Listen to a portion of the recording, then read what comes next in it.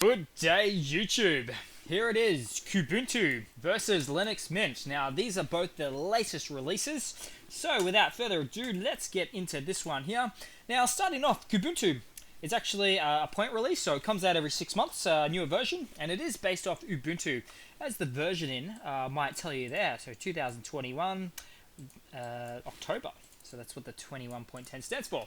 On the Linux Mint side of things, so it's got its own number versioning, but it is the latest release as well, so 20.2.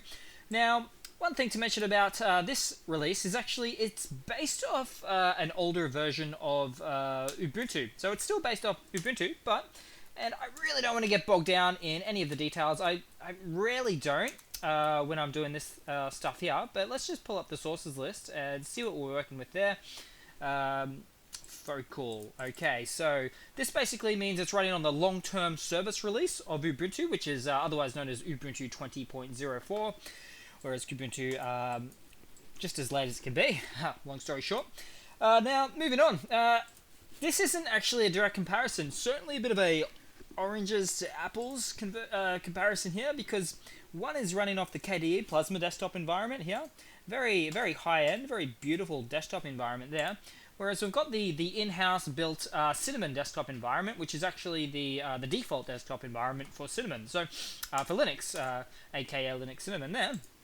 Now, it's got all the same sort of apps there, has all the same basic functionality.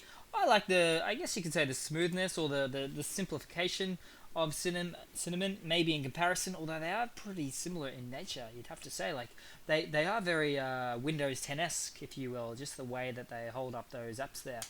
Now, moving on just a tad little bit there, let's have a look at the file managers. So, never really much to write home about here, but we can see that we're running on the Dolphin file manager there.